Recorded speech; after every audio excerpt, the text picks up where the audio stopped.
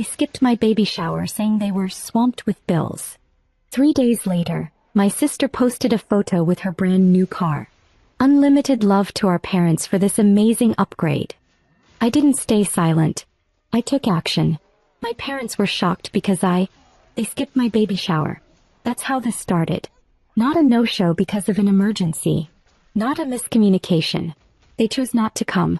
A week before the shower, my mom sent me a text that just said, "Hey sweetie, your dad and I can't make it. Things are really tight right now with bills. We're so sorry. We love you." That was it. No phone call. No "we'll come by after." No "we'll FaceTime." They didn't ask how I felt. They didn't say they'd try to send something later. Just, "We're broke." And apparently that meant I was on my own. Emily, my sister, didn't even bother replying. Not a single word. I texted her again the night before. "Hey, just making sure you're still coming tomorrow?" Nothing. That day I kept glancing at the driveway every time I heard a car pull up. I smiled and played hostess, but I felt this pit in my stomach growing. My husband's family showed up with balloons and this giant diaper cake. My friends brought cupcakes and made a game out of guessing names. But my family, my own family, didn't even send a card. I told myself maybe something serious had come up. Maybe they were too embarrassed about money to face me. Maybe Emily was going through something and just hadn't said. 3 days later, I opened Instagram while waiting for water to boil. There she was, Emily, standing in front of a brand new Lexus SUV. Red bow on top, big smile on her face. And the caption? "Unlimited love to our parents for this amazing upgrade." I'm speechless. I blinked at the screen. Read it again. Our parents. She was speechless. I was speechless. They told me they couldn't come to my baby shower because they were swamped with bills. But they bought her a brand new car. Not helped with payments. Not co-signed. Bought. The comments were full of hearts and "so lucky." And "your parents are amazing." And the dealership was tagged. I clicked on it. The post went up the day after my shower. They weren't struggling. They weren't home paying overdue bills. They were buying Emily a luxury car. I put the phone down and just stared at the floor. Not crying. Just realizing. Everything about the last few years suddenly made more sense. Emily was always the one they bragged about. Always the one they showed up for. I had just never seen it this clearly before. But now it was obvious. And something inside me flipped. I wasn't going to beg for their attention again. I wasn't going to send another text they'd ignore or pretend it was all okay. They had made their choice. Now I was going to make mine. The worst part wasn't even the car. It was realizing I had spent years justifying their behavior. Telling myself they loved us equally, they were just tough love people, not overly emotional.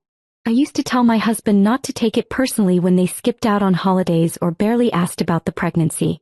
I'd say they were just busy. But seeing that photo, that stupid, smug post with that perfect caption, it tore the blindfold off. I didn't rage text Emily. I didn't call my parents and scream. I gave myself a day to breathe. And then I made a decision. The next weekend, we were supposed to have a small lunch at my parents' place. It was one of those casual things they insisted on months ago. I hadn't RSVP'd yet. I hadn't even mentioned the baby shower fallout. But I showed up. When I walked in, they acted like nothing had happened. My mom asked if I wanted tea. My dad gave me a half hug and said, "You're glowing." I was looking at people who had completely erased my baby shower from their memories like it never mattered. I sat down in their living room, looked around at the new throw pillows, the new coffee table, and, yep, the Lexus key fob sitting neatly in the bowl by the door. I asked where Emily was. My mom lit up, said she took the car up north for the weekend with friends. She deserves a break, she's been so stressed.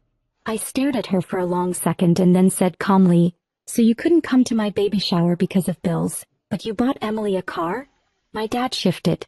My mom blinked at me like she didn't quite understand the question. I repeated it. "You said you couldn't come. You told me you were struggling. But you bought her a brand new Lexus. Was that a lie, or am I just not worth showing up for?" My mom started fumbling over something about timing, and it was a gift we'd planned for months. And Emily's had a rough year, and we didn't realize your shower was that important to you. Didn't realize. That important. I was silent for a moment, then I stood up and told them I didn't think I could do this anymore. I wasn't going to be the daughter they remembered to care about when it was convenient. I told them that when the baby comes, I'd prefer if they didn't show up pretending to be involved. Because they weren't. And they hadn't been. I wasn't yelling. I didn't cry. I just told them I was done pretending.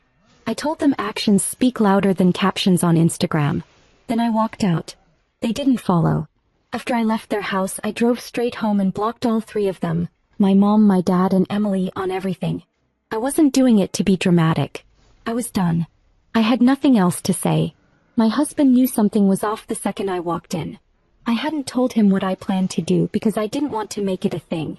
But once I sat down and told him everything, from the text to the Instagram post to what I said at their house, he just nodded and said, "Good." I thought that would be it. I thought that'd be the end of it. It wasn't. 2 days later, my cousin Sarah called me. She was hesitant, almost weirdly cautious, asking how I was. Then she said, "So, your mom called me. She's kind of spiraling." Apparently, my parents had told the family that I lashed out at them unexpectedly and told them they weren't welcome in my life. They left out the entire part about skipping the shower, about the car, about the fact that I'd been the one holding things together while they invested everything in my sister. Sarah had seen the Instagram post too. She told me she'd actually asked Emily about it and gotten a vague, smug answer like, "Well, I guess they just love me more." Didn't surprise me. But what did surprise me was what happened the next day. I got a message from my aunt, my dad's sister, on Facebook. I hadn't spoken to her in over a year. The message just said, "Amanda, I don't blame you. I'd be furious too. Call me if you want to talk." That was the first time I realized this might not be as isolated as I thought. Maybe I wasn't the only one they'd sidelined. Maybe this favoritism had gone deeper and longer than I imagined. I called my aunt. We talked for 2 hours. He told me things I never knew.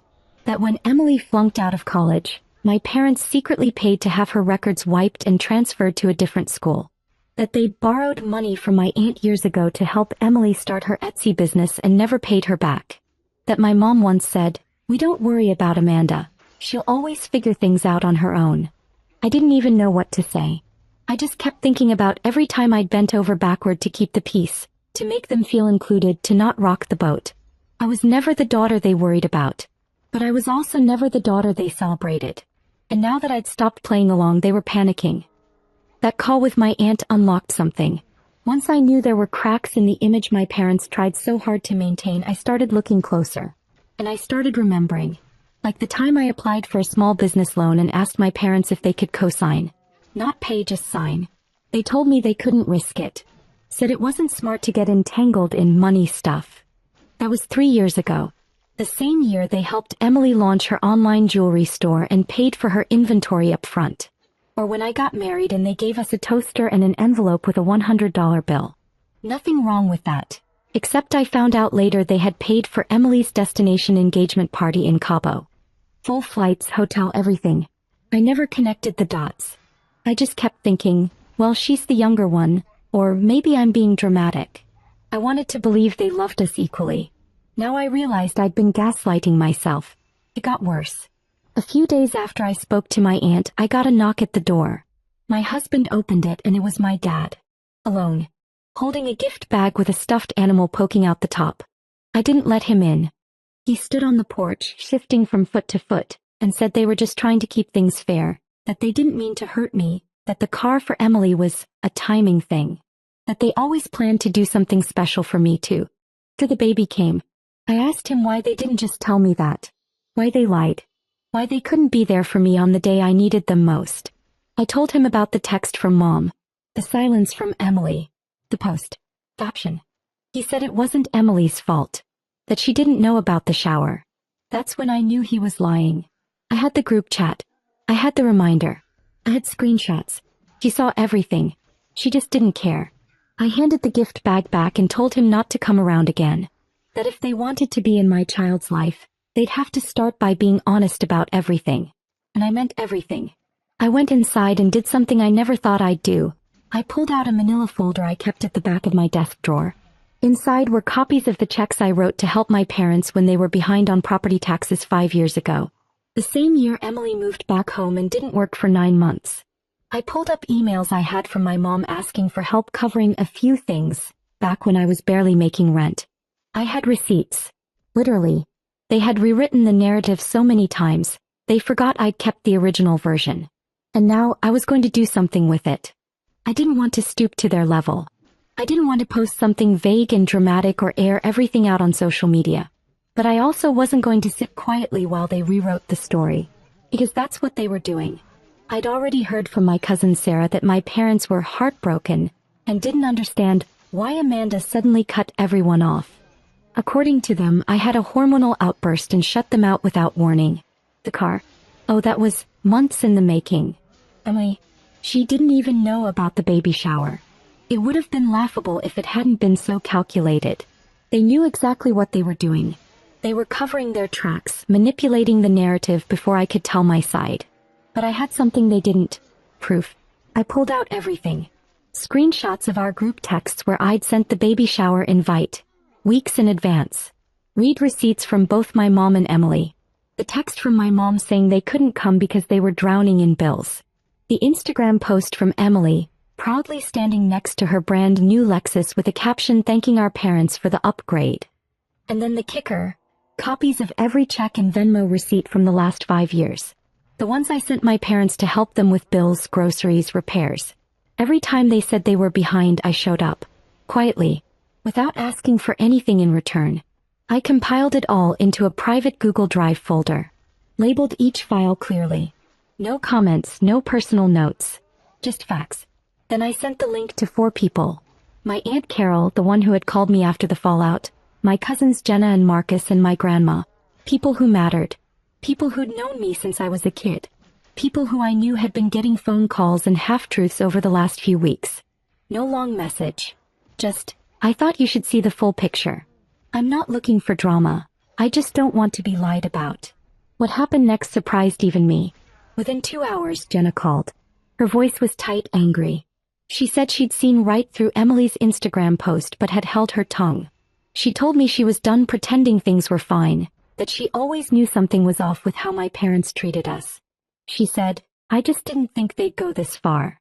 Later that day, Marcus texted me one sentence, "You were right to walk away." Then came the message from Grandma. That one broke me. She wrote, "Sweetheart, I had no idea. I'm ashamed of how they treated you. I love you and I'm so proud of you. You don't deserve any of this." It was the first time since the baby shower that I cried. I cried because I wasn't crazy. I wasn't overreacting. And I wasn't alone. But not everyone reacted that way. Because 2 days later, Emily posted again. Another photo, this time of her hand on her stomach with the caption, "Some of us have to heal in silence. Not everyone makes noise to feel important." I didn't need to ask. I knew what she was doing. She wasn't pregnant, she was mocking me. It was a twisted, attention-hungry move, and frankly, it was pathetic. But she got attention.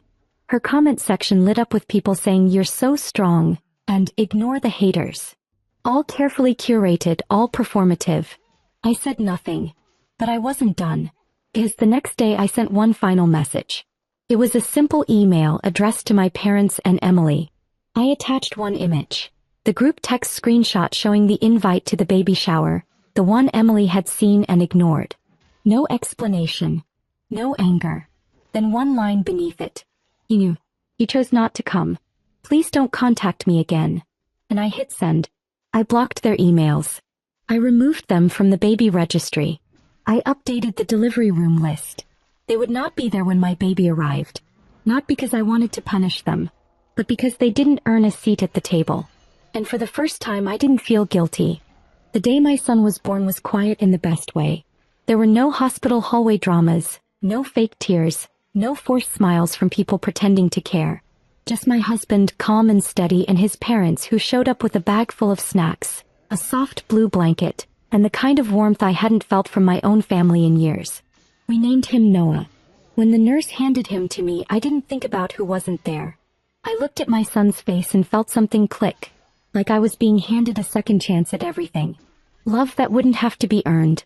A family that would be built with honesty, not guilt. But I won't lie. I expected something. A call. A voicemail. A bouquet with an anonymous card.